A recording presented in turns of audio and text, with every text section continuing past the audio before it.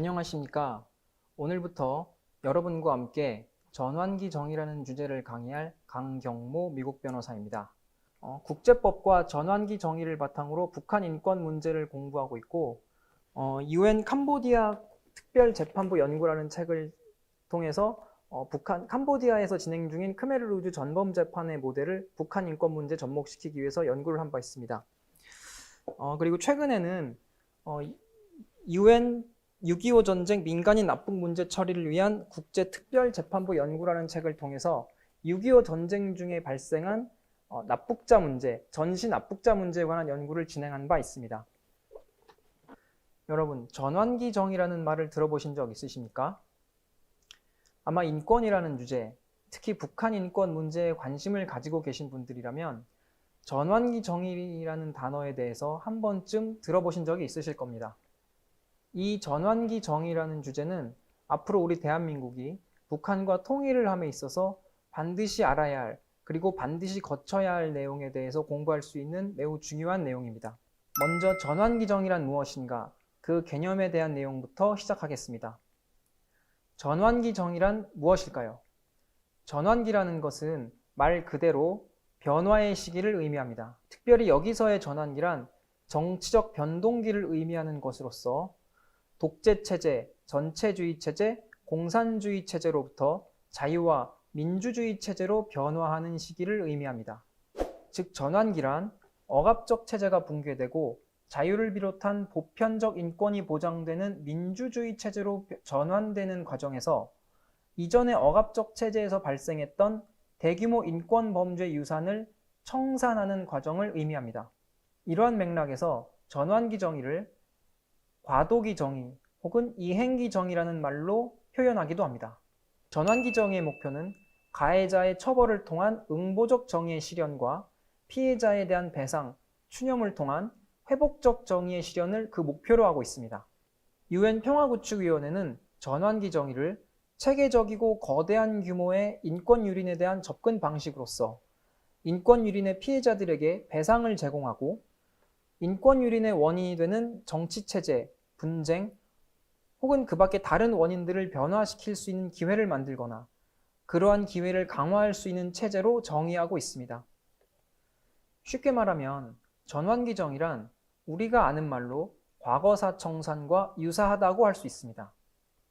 그러면 지금부터 전환기 정의가 어떻게 발전해 왔는지를 살펴보면서 그것을 구성하는 구체적인 조치들은 어떤 것이 있는지를 알아보겠습니다. 전환기 정의는 전체주의 체제나 공산주의 체제가 붕괴되고 민주주의 체제로 전환되는 과정에서 이전 체제 하에서 국가에 의해 자행된 대규모 인권 범죄를 처리하는 법적, 사회적 메커니즘이라고 할 수 있습니다. 이러한 전환기 정의의 개념은 1970년대 남미에서 권위주의 정부가 붕괴되고 민주주의 체제가 수립되면서 이전의 억압적 정부에서 발생했던 대규모 인권 범죄에 대한 가해자를 처벌하고 피해자에 대한 배상과 추념을 진행하는 과정에서 본격적으로 나타나기 시작했습니다.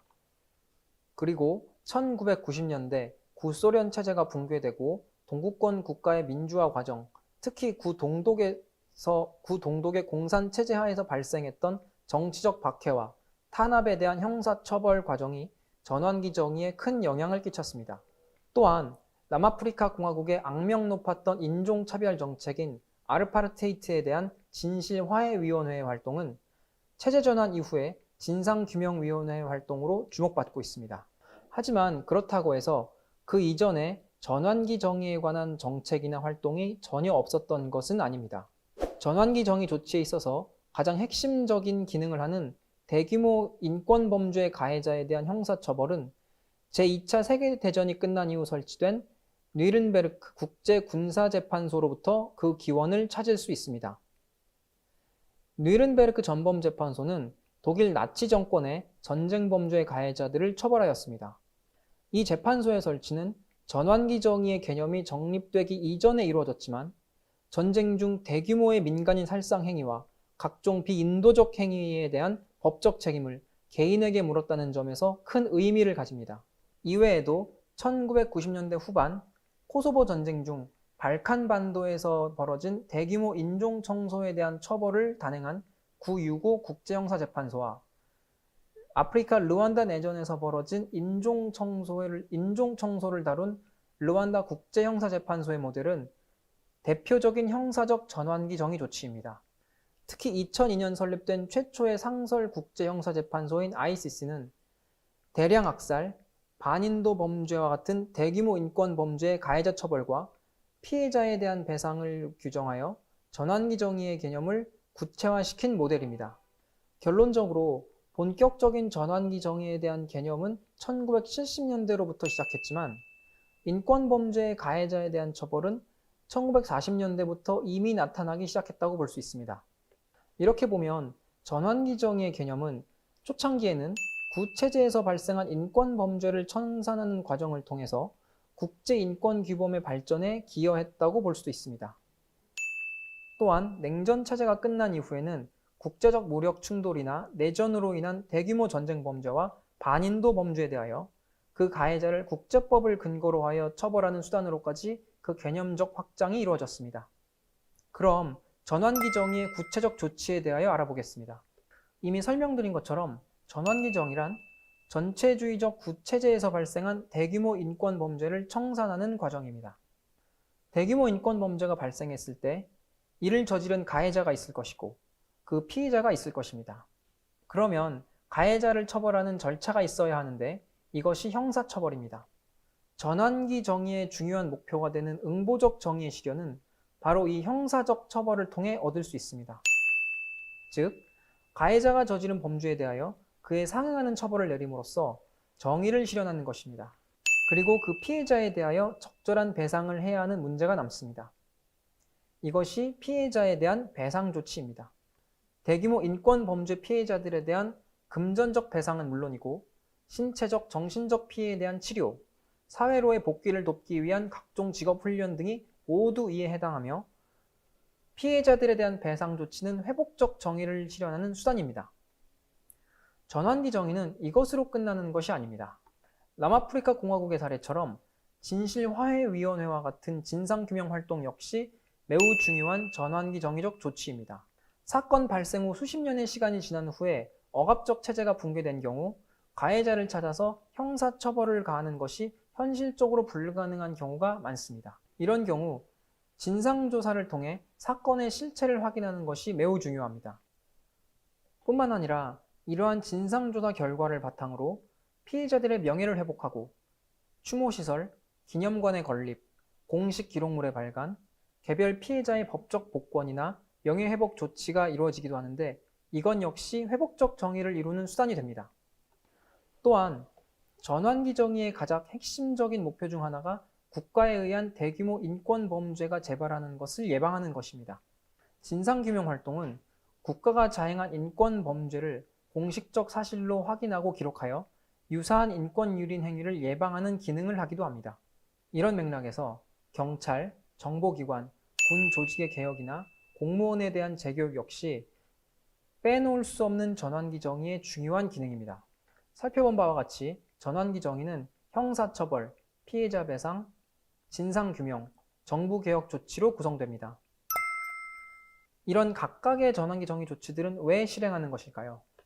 설명해드린 것처럼 정의, 즉 응보적 정의와 회복적 정의를 이루기 위해서 전환기 정의 조치들을 실행하는 것입니다. 표면적으로 전환기 정의라는 것은 과거를 바라보는 활동입니다.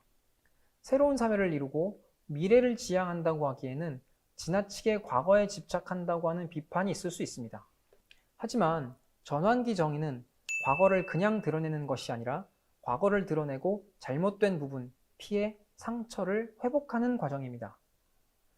그런 효과를 제대로 만들어내기 위해서는 각각의 전환기 정의 조치들이 개별적으로 떨어진 것이 아니라 총체적이고 유기적으로 실행되어야 합니다.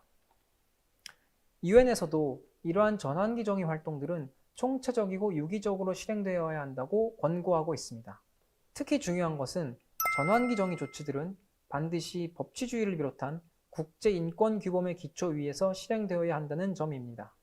이것은 아무리 잔혹한 인권 범죄의 가해자랄지라도 반드시 적법 절차의 원리와 죄형 법정주의의 원리가 보장되어야 하며 이러한 법적 정당성을 통해 과도한 복수나 보복의 악순환을 막아 민주적 질서를 유지할 수 있기 때문입니다. 지금까지 전환기 정의란 무엇인지, 어떤 역사적 맥락에서 발전했는지, 각각의 전환기 정의 조치들은 무엇이 있고 그 목적과 효과는 무엇인지를 알아보았습니다. 다음 시간에는 전환기 정의의 구체적 조치들 중 응보적 정의를 이루기 위한 형사처벌에 관해서 알아보겠습니다. 오늘 강의 내용 잘 이해하셨나요? 어려운 내용이기 때문에 이해하기 어려운 부분이 많으실 것 같습니다. 오늘 강의 내용에 대해서 댓글 달아주시면 확인한 후에 답변 드릴 수 있도록 하겠습니다. 감사합니다.